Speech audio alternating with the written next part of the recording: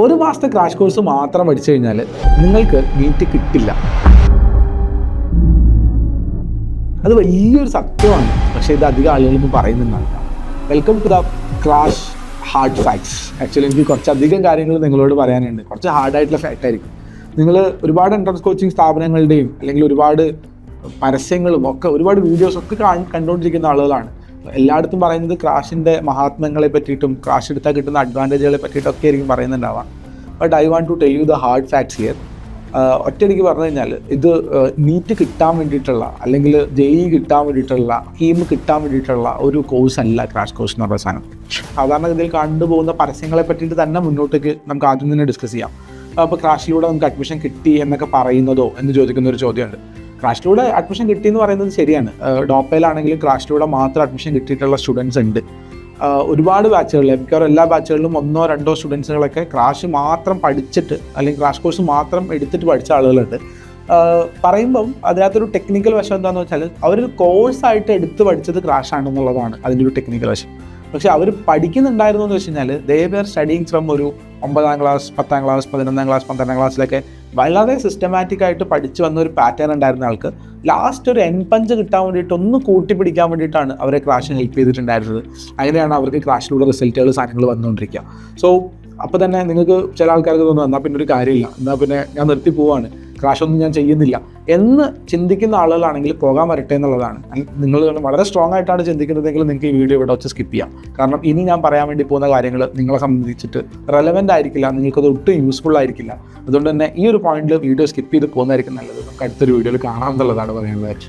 അപ്പോൾ ഉത്തരം അങ്ങനെ കിട്ടാത്തൊരു ക്ലാസ്സിൽ അല്ലെങ്കിൽ നമുക്ക് നീറ്റ് ശരിക്കും കിട്ടാത്തൊരു ക്ലാസ്സിൽ നമ്മൾ ശരിക്കും പോകേണ്ടതുണ്ടോ, പഠിക്കേണ്ടതുണ്ടോ എന്നുള്ളതൊക്കെയാണ് ചോദ്യം. അതിന് പറയുമ്പോൾ നമ്മൾ എന്തിനാണ് ക്രാഷ് ചെയ്യുന്നതെന്ന് പോലത്തെ കാര്യങ്ങൾ പറഞ്ഞു.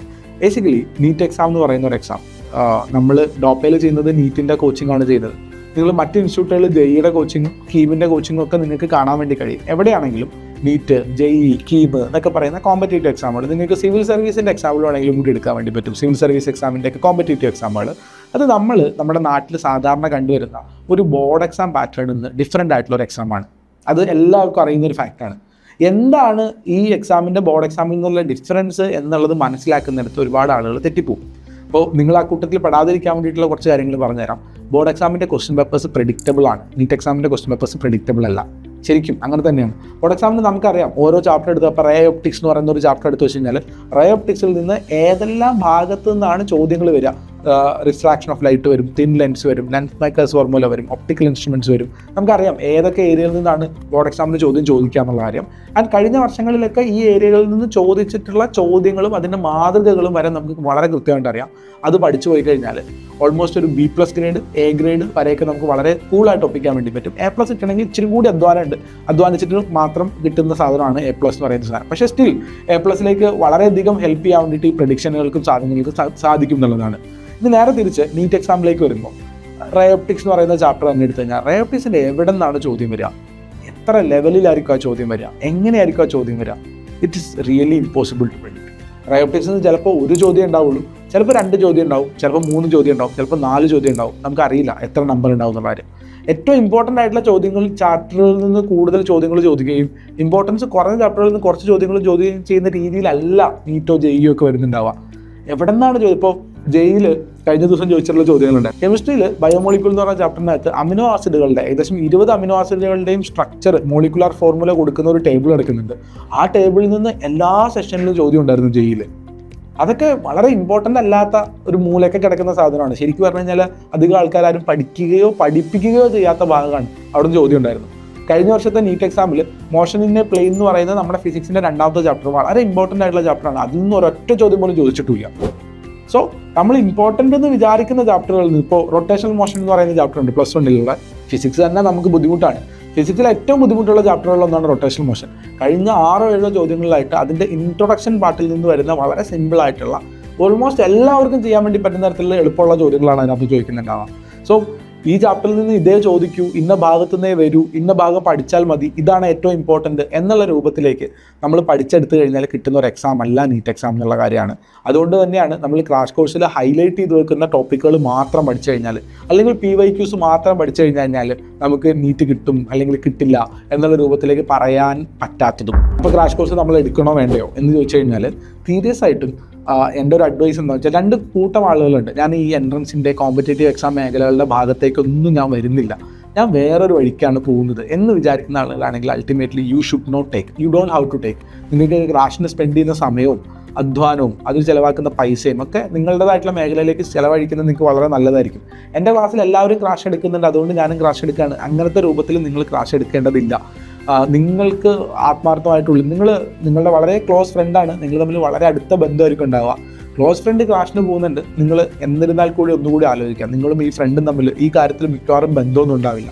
ഫ്രണ്ട് പോകുന്നുണ്ടെങ്കിൽ ഫ്രണ്ട് പോയിക്കോട്ടെ, നിങ്ങൾ പോകണ്ട എന്നുള്ളത് മാത്രമാണ് നിങ്ങളോട് പറയാനുള്ള കാര്യം. നിങ്ങൾക്ക് കൃത്യമായിട്ട് ആലോചിച്ച് നോക്കാം, നിങ്ങൾ വേണോ വേണ്ടയോ എന്നുള്ള കാര്യം തീരുമാനിച്ച് നോക്കാം. നിങ്ങൾ പോകണ്ടാത്ത ആളാണെങ്കിൽ നിങ്ങൾ പോകുക തന്നെ ചെയ്യേണ്ട. ആ സമയം നിങ്ങൾക്ക് നിങ്ങളുടേതായിട്ടുള്ളൊരു മാസ്റ്റർ ഫീൽഡിൽ ടൈം സ്പെൻഡ് ചെയ്യാൻ വേണ്ടി പറ്റും.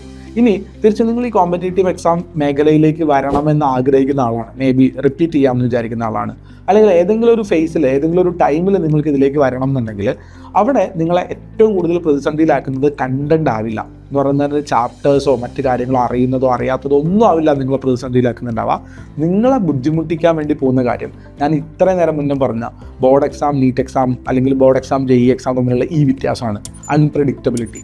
കൃത്യമായിട്ട് പ്രെഡിക്റ്റ് ചെയ്തിട്ട് പറയാൻ പറ്റില്ല ഏത് ചാപ്റ്ററിൽ നിന്ന് ഏത് ഭാഗത്ത് നിന്ന് എങ്ങനത്തെ ചോദ്യം ചോദിക്കും എന്നുള്ള കാര്യം ബോർഡ് എക്സാം പോലെ പറയാൻ വേണ്ടി പറ്റില്ല.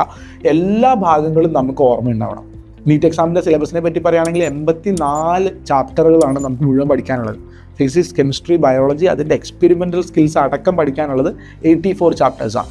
ഈ 84 ചാപ്റ്റേഴ്സ് നമ്മൾ പഠിക്കുമ്പോൾ ഇത് മൊത്തം ഓർത്തു വയ്ക്കാനുള്ള ഒരു മെമ്മറി കപ്പാസിറ്റി നമ്മുടെ ഹ്യൂമൻ ബ്രെയിനില്ല. നിങ്ങൾ കേൾക്കുന്ന വളരെ വളരെ സത്യമായിട്ടുള്ള കാര്യങ്ങളാണ്. ഈവൻ നിങ്ങൾ +2-ന് 1200 മാർക്ക് മേടിച്ച ആളാണെങ്കിൽ പോലും 84 ചാപ്റ്ററിൻ്റെ മുഴുവൻ കപ്പാസിറ്റി നിങ്ങൾ എടുത്തു വെച്ചിട്ടില്ല. 84 ചാപ്റ്ററിലെയും ഏറ്റവും ഇമ്പോർട്ടൻ്റ് ആയിട്ടുള്ള ഭാഗങ്ങളായിരിക്കും നിങ്ങളുടെ കയ്യിൽ ഓർമ്മയുണ്ടാവുക. ഈ നീറ്റിന് പഠിക്കുന്ന സമയത്ത് അല്ലെങ്കിൽ JEEക്ക് പഠിക്കുന്ന സമയത്ത് നമ്മൾ ഒരു ഭാഗം നല്ലോണം ഇങ്ങനെ പ്രാക്ടീസ് ചെയ്ത് ഇങ്ങനെ വന്ന് വരുമ്പോഴത്തേക്ക് നമ്മൾ ആദ്യം പ്രാക്ടീസ് ചെയ്ത ഭാഗങ്ങൾ കുറച്ച് മറന്നു പോയിട്ടുണ്ടാവും.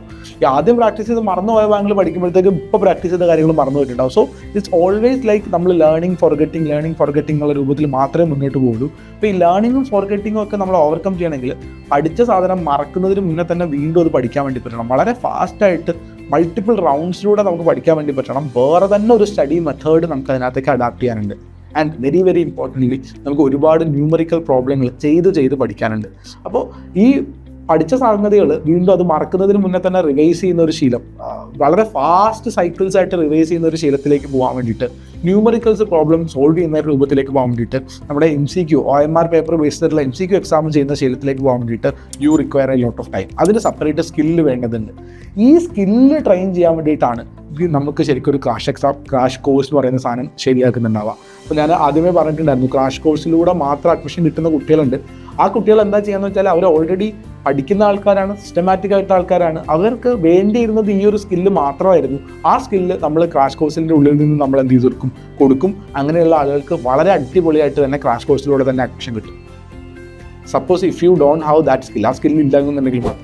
ഇനി അതല്ല, തിരിച്ച് നിങ്ങൾക്ക് നോളജിലും ഗ്യാപ്പുണ്ട്, സ്കില്ലിലും ഗ്യാപ്പുള്ള ആളുകളാണെങ്കിൽ what will be doing is like നോളജിൻ്റെ ഫൗണ്ടേഷൻസ്, ഫണ്ടമെൻ്റൽസ് ഇവിടുന്ന് റെഡിയാക്കാൻ വേണ്ടി പറ്റും. ഇപ്പോൾ 84 ചാപ്റ്ററുകൾ, ഫിസിക്സിലുള്ള 1ാമത്തെ 2ാമത്തെ 3ാമത്തെ 4ാമത്തെ ചാപ്റ്റർ, ഓരോ ചാപ്റ്ററിനും പ്രധാനപ്പെട്ട ഹെഡിങ്ങുകൾ, അതിനകത്ത് പഠിക്കേണ്ട ഏറ്റവും പ്രധാനപ്പെട്ട കാര്യങ്ങൾ. ഇപ്പോൾ നമ്മൾ പറഞ്ഞാൽ ഒരു വലിയ ബിൽഡിംഗ് നമ്മൾ പണിയാണെങ്കിൽ ആ ബിൽഡിങ്ങിന് നമുക്ക് അറിയാൻ വേണ്ടി പറ്റും, ആദ്യം നമ്മൾ വലിയ കുഴിയെടുത്ത് പില്ലർ താഴ്ത്തി നല്ല ഉയരത്തിൽ പില്ലർ വെച്ച് എന്നിട്ട് മാത്രം അതിന് സ്ട്രക്ചർ റെഡിയാക്കി അതിനുശേഷം മാത്രമാണ് നമ്മൾ അതിനകത്ത് എന്താ പറയുക ഭിത്തിയൊക്കെ കിട്ടുള്ളൂ, ഭിത്തി തേക്കുള്ളൂ, പെയിൻ്റ് അടിക്കുള്ളൂ, ടൈൽസ് ഇടുള്ളൂ. ഇതൊക്കെ ചെയ്യുന്നത് ഫൈനൽ സ്റ്റെപ്പിലേക്ക് മാത്രമായിരിക്കും ഉണ്ടാവുക.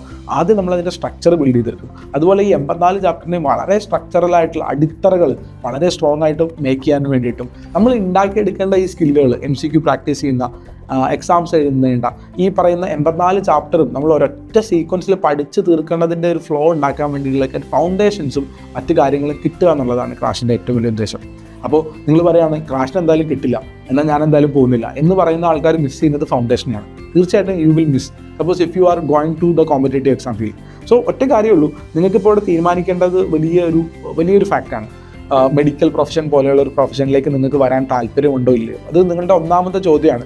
മെഡിക്കൽ പ്രൊഫഷന് ഒരുപാട് പ്രത്യേകതകളുണ്ട്. മനുഷ്യന്മാരെ ട്രീറ്റ് ചെയ്യുന്ന സ്ഥലമാണ്. ഒരിക്കലും AI റീപ്ലേസ് ചെയ്യാൻ വേണ്ടി കഴിയാത്തൊരു സ്ഥലത്തിലേക്കാണ് നമ്മൾ മുന്നോട്ട് പോയിക്കൊണ്ടിരിക്കുന്നത്. AI will be assisting you to treat a human. വേറെ നിങ്ങളുടെ മുന്നിൽ നിൽക്കുന്ന ഒരു സഹജീവിയെ ട്രീറ്റ് ചെയ്യാൻ വേണ്ടിയിട്ട് ഒരു AI റോബോട്ടോ ഒരു AI സോഫ്റ്റ്വെയറോ നിങ്ങളെ സഹായിക്കും. പക്ഷേ നിങ്ങളുടെ മുന്നിൽ കിടക്കുന്ന നിങ്ങളുടെ സഹജീവിയായിട്ടുള്ള ആ ഹ്യൂമന് വേണ്ടത് നിങ്ങളുടെ മനുഷ്യത്വപരമായിട്ടുള്ളൊരു ടച്ച് മാത്രമായിരിക്കും. ഈ ടച്ച് നിങ്ങൾക്ക് കൊടുക്കാൻ വേണ്ടി സാധിക്കുമെങ്കിൽ you will be A great doctor ആയിരിക്കും. അതിലേക്ക് മുന്നോട്ട് പോകണമെങ്കിൽ ഒരുപാട് കാലത്തെ നമ്മളിങ്ങനെ ചിട്ടയായിട്ടുള്ള പരിശ്രമങ്ങളും ബാക്കി കാര്യങ്ങളൊക്കെ വേണം. എത്തിപ്പെടുകയാണെങ്കിൽ ഐ ക്യാൻ ഗ്യാരണ്ടി യു നിങ്ങൾക്ക് നിങ്ങളുടെ സ്കില്ലനുസരിച്ചിട്ട് വളരെ നല്ല ശമ്പളവും വളരെ നല്ലൊരു സുരക്ഷിതത്വവും വളരെ സന്തോഷമായിട്ട് മുന്നോട്ട് പോകാൻ വേണ്ടി പറ്റുന്ന ഒരു വഴി നിങ്ങൾക്ക് അവിടെ കിട്ടും. പക്ഷേ അതിന് വർക്കും അതിന് വേണ്ടിയിട്ടുള്ള കുറച്ചധികം സാക്രിഫൈസുകളും സംഗതികളും ഒക്കെ ആവശ്യമുണ്ട്. അതിലേക്ക് നിങ്ങൾ വരണോ വേണ്ടോ എന്നാണ് നിങ്ങൾ ഒന്നാമത് തീരുമാനിക്കേണ്ടത്. നിങ്ങൾ വരണം എന്നാണ് തീരുമാനിക്കേണ്ടതെങ്കിൽ you have to acquire certain skills. ഈ സ്കിൽസ് അക്വയർ ചെയ്യണമെങ്കിൽ എത്രയും നേരത്തെ നിങ്ങൾ തുടങ്ങുക. അതിലേക്ക് വേണ്ടിയിട്ടാണ് ക്രാഷ് പോകും. ഡോപ്പയുടെ ക്രാഷ് പ്രോഗ്രാമിനെ പറ്റി പറയുകയാണെങ്കിൽ we will be majorly focusing on this foundational things and നിങ്ങളുടെ സ്കില്ലിനെ ട്രെയിൻ ചെയ്യുക എന്നുള്ളതാണ്. ഓരോ ദിവസവും MCQ എക്സാംസ് എഴുതുന്ന, MCQs പ്രാക്ടീസ് ചെയ്യുന്ന, നിങ്ങളുടെ കണ്ടന്റുകളെ ട്രെയിൻ ചെയ്യുന്ന, മൾട്ടിപ്പിൾ ചാപ്റ്ററുകളെ ഇന്റർലിങ്ക് ചെയ്ത് ചിന്തിപ്പിക്കാൻ വേണ്ടി പ്രേരിപ്പിക്കുന്ന രൂപത്തിലായിരിക്കും. ഉദാഹരണത്തിന് പറയുകയാണെങ്കിൽ ഹാർട്ട് പഠിക്കുന്ന ചാപ്റ്ററിലല്ല ലങ്സിനെ പറ്റി പഠിപ്പിക്കുന്നത്, ലങ്സ് പഠിപ്പിക്കുന്ന ചാപ്റ്ററിലല്ല ബ്രെയിനിനെ പറ്റി പഠിപ്പിക്കുന്നത്. പക്ഷേ ഹാർട്ടും ലങ്സും ബ്രെയിനും ഒക്കെ ഒരുമിച്ച് വർക്ക് ചെയ്യുന്ന കാര്യങ്ങളാണ്. അതുകൊണ്ട് നമ്മൾ എന്ത് ചെയ്യുന്നു വെച്ചാൽ ഈ പറയുന്ന ഓർഗൻസിനെല്ലാം ഒരുമിച്ചിട്ടായിരിക്കും നിങ്ങൾക്ക് ഇൻട്രൊഡ്യൂസ് ചെയ്ത് തരുന്നുണ്ടാവുക. We will introduce all of them together. ഒരുമിച്ചിട്ട് നിങ്ങൾക്ക് എന്ത് ചെയ്ത് തരും, ഇതിൻ്റെ ടോപ്പിക്കുകൾ നിങ്ങൾക്ക് ഇൻട്രൊഡ്യൂസ് ചെയ്ത് തരും. നിങ്ങൾക്ക് ഇൻ്റർലിങ്ക് ചെയ്ത് ചിന്തിക്കാൻ വേണ്ടി പറഞ്ഞുതരും. എങ്ങനെയാണ് ഹ്യൂമൻ ബോഡി വർക്ക് ചെയ്യുക, എന്താണ് ഫിസിക്സിൻ്റെ ഓരോ ഭാഗങ്ങളും, മെക്കാനിക്സ് എങ്ങനെയാണ്, മെക്കാനിക്കൽ പ്രോപ്പർട്ടീസ് എങ്ങനെയാണ്, ഇലക്ട്രോസ്റ്റാറ്റിക്സ് എങ്ങനെയാണ് എന്നുള്ളതിൻ്റെ ഒരു ഹോൾസം ഐഡിയ നിങ്ങൾക്ക് ബിൽഡ് ചെയ്ത് തരാൻ വേണ്ടി നോക്കും. So this is like A structural framework for your entire journey, നിങ്ങൾ മുന്നോട്ട് പോകുന്നതിൻ്റെ കാര്യങ്ങളിൽ. അപ്പോൾ ആ ഒരു സ്ട്രക്ചറൽ ഫ്രെയിംവർക്ക് റെഡിയാക്കാനും നമ്മളെ സ്കിൽ അപ്പ് ചെയ്യാൻ വേണ്ടിയിട്ടും, ഇനി ഓൾറെഡി നമ്മുടെ സ്ട്രക്ചറൽ ഫ്രെയിംവർക്ക് റെഡി ആണെങ്കിൽ ഈ വർഷം തന്നെ നീറ്റ് ക്രാക്ക് ചെയ്യാനായിട്ടായിരിക്കണം നിങ്ങൾ ക്രാഷ് കോഴ്സ് ചൂസ് ചെയ്യേണ്ടത് എന്നുള്ളതാണ്. അതല്ലാതെ നമ്മൾ ബ്ലൈൻഡായിട്ട് എനിക്ക് എന്തായാലും ക്രാഷ് പോയാൽ മതി, എനിക്ക് എന്തായാലും കിട്ടും എന്നുള്ള രൂപത്തിൽ വളരെ ബ്ലൈൻഡായിട്ടുള്ള സൂപ്പർഫിഷ്യൽ ആയിട്ടുള്ളൊരു തോട്ട് കൊണ്ടല്ല പോകുന്നത്. We are going into deep diving into something very very serious. അപ്പോൾ വളരെ കോംപ്രഹെൻസീവായിട്ട് വളരെ വളരെ വളരെ അച്ചടക്കത്തോട് കൂടിയിട്ട് തന്നെ നമ്മൾ പ്രോഗ്രാമിലേക്ക് എൻ്റർ ചെയ്യുക എന്നുള്ളതാണ് പറയാനുള്ളൊരു കാര്യം. ഇനി അതിലേക്ക് പോകുന്ന സമയത്ത് ഏറ്റവും അച്ചടക്കത്തോടു കൂടി പ്രോഗ്രാം കോർഡിനേറ്റ് ചെയ്യുന്ന ഡോപ്പ പോലെയുള്ള സെൻറ്ററുകൾ മാത്രം തിരഞ്ഞെടുക്കുക എന്നുള്ളതും നിങ്ങളോട് പറയാനുള്ള ഒരു അഡ്വൈസാണ്. So we will meet you on another video. നിങ്ങൾക്ക് എന്താണ് ക്രാഷ് കോഴ്സിനെ പറ്റിയിട്ട്, നിങ്ങൾ തന്നെ പലതരത്തിലുള്ള അഭിപ്രായങ്ങളും ഒരുപാട് പരസ്യങ്ങളും ഒക്കെ കാണുന്ന ആളുകളാണ്. നിങ്ങളുടെ അഭിപ്രായം എന്താണ്, എന്തിനാണ് ക്രാഷ് കോഴ്സ്, എന്തിനു വേണ്ടിയിട്ടാണ് നമ്മൾ ക്രാഷ് കോഴ്സ് നടത്തുന്നത് എന്നുള്ള കാര്യം താഴെ കമൻറ്റ് ബോക്സിലേക്ക് ഇട്ടോളൂ. ഓരോ കമൻറ്റിനും നമുക്ക് റിപ്ലൈ ആയിട്ട് നമുക്ക് നേരിട്ട് കണ്ടുമുട്ടാം. Thank you so much and by.